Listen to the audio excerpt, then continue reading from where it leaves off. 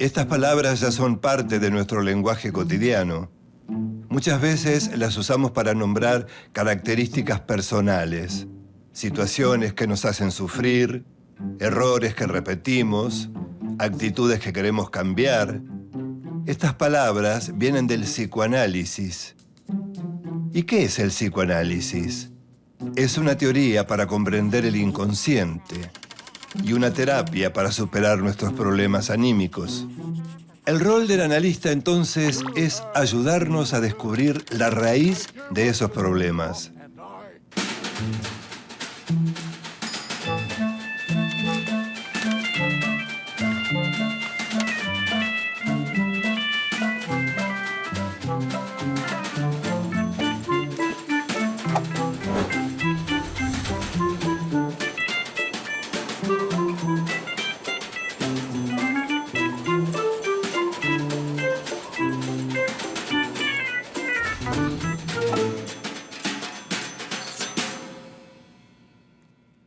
Hasta comienzos del siglo pasado, los problemas de la mente eran tratados solo por la medicina. Fue precisamente un médico austríaco, Sigmund Freud, quien se dispuso a indagar en las profundidades de la mente, y lo hizo de una forma muy particular, a través de la palabra. Freud escuchaba a sus pacientes. Consideraba sus palabras como la llave de acceso al inconsciente. Pero la comunidad médica se resistía a aceptar que podía curar los problemas solamente hablando. Sin embargo, Freud pudo. Los resultados fueron tan contundentes que no tuvieron más alternativa que aceptar al psicoanálisis como una especialidad de la medicina. Sin proponérselo, Freud impulsó una de las más sólidas revoluciones del siglo XX. Sigmund Freud nace en Freiberg, una ciudad que en 1856 pertenecía al Imperio Austrohúngaro. Sus padres eran comerciantes judíos y cuando él tenía 1 año se mudaron a Viena. El pequeño Siggy mostró desde muy temprano un gran interés por saber cómo funcionaba la mente humana. Estudió medicina, quería ser un científico y dedicarse a la neurofisiología.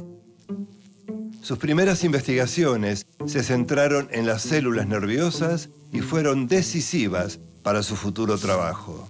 Pero hacia 1890 había mucha resistencia para que los judíos ocuparan posiciones importantes en la academia.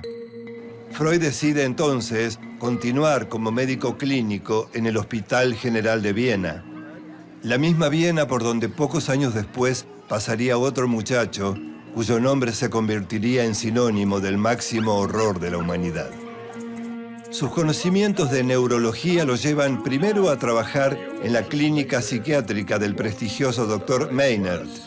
Allí Freud se especializa en las enfermedades del sistema nervioso. Descubre que en la palabra están los principios fundamentales para llegar al inconsciente y así lograr una cura para aliviar los malestares de sus pacientes. Cuanto más se introducía en las profundidades de la psique del paciente, más se acercaba al origen de sus problemas. De esta manera, a través de sus interpretaciones, Freud ayudaba al paciente a poner en palabras lo que estaba en su inconsciente. Partía de una hipótesis. Todo lo que se vive en la niñez deja marcas profundas.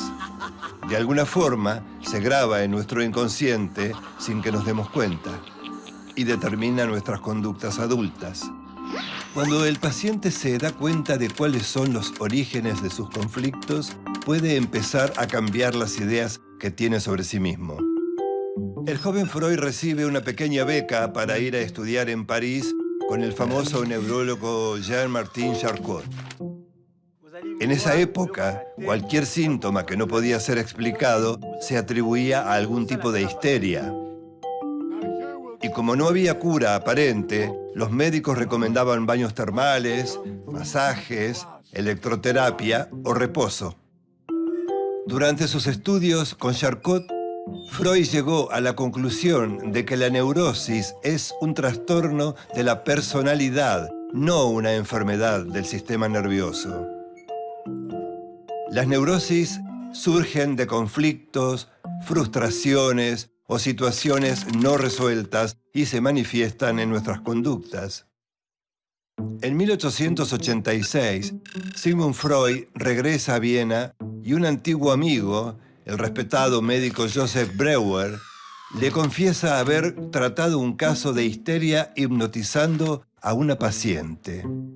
Ana O era el nombre de la paciente, una joven a la que se le paralizaban las piernas y los brazos, veía mal, tosía y no comprendía cuando le hablaban. Freud no la hipnotiza. Prefiere dejarla hablar sobre lo que le venga a la mente. Recuerdos, fantasías, sueños que se asocian libremente. Al concluir el relato, Ana se sintió muy aliviada. A través de la palabra comienza su proceso de curación. La asociación libre no es el único camino al inconsciente. Freud descubre que los sueños también expresan deseos no manifiestos. En 1896 escribe La interpretación de los sueños. En este estudio explica que a través de los sueños también es posible abordar cuestiones arraigadas en el inconsciente. Es decir, los sueños son otra de sus llaves de acceso. En 1905, Freud publica sus investigaciones en 3 ensayos de teoría sexual. Vinculó el goce con la sublimación. Los deseos sexuales son impulsos que buscan los primeros goces que tuvimos. Por eso Freud separa lo genital de lo sexual. Hombres y mujeres obtenemos placer sexual no solo de la estimulación de la zona genital. Todas las superficies del cuerpo son zonas erógenas. Las personas satisfacen parcialmente esos deseos en la vida sexual y en los sueños. Freud distingue entonces 3 etapas en el desarrollo psicosexual de cada uno. La primera etapa es la oral, cuando la mayor satisfacción del bebé se la da el alimento. Por lo tanto, el placer lo obtiene al succionar. Pero cuando la madre le retira el pecho, el bebé siente algo así como la expulsión del paraíso. El bebé entra en la segunda etapa. Freud considera que retener y soltar le causa placer. La tercera etapa aparece a los 3 o 4 años, cuando el niño o la niña descubren que llevando las manos a la zona genital obtienen placer. Comienza la curiosidad, la angustia y la confusión que provocan las diferencias entre la anatomía sexual del varón y de la niña. Entre los 5 y 6 años, el niño entra en la fase del complejo de Edipo. Los sentimientos del niño hacia la madre y de la niña hacia el padre entran en pugna. Sienten por ellos amor y celos, rivalidad y dependencia. Esos sentimientos incidirán en la formación de su carácter, en su diferenciación y orientación sexual. La teoría de la sexualidad desarrollada por Freud lo hizo famoso, pero no por las razones que él hubiera deseado. Él buscaba hacer un aporte a la comprensión de la represión. Durante la Primera Guerra Mundial siguió buscando respuestas a un conflicto neurótico de base: lo que deseamos versus lo que hacemos. Freud dijo que todas nuestras conductas estaban al servicio de reducir esta tensión. Postuló un nuevo modelo dinámico de la psique. El ello reúne nuestros impulsos primarios. La mente de un bebé es fundamentalmente ello. Al empezar a darse cuenta de algunas cosas, una parte del ello abstracto del bebé empieza a crear su yo. Freud adjudica al yo varias funciones. Primero, puede actuar como una guía ante la realidad. También es un inhibidor de un impulso inconsciente que lo convierte en un mecanismo de defensa. El super-yo es la mirada de los padres por encima de la propia. La Primera Guerra Mundial pareció una prueba terrible para la conciencia moral.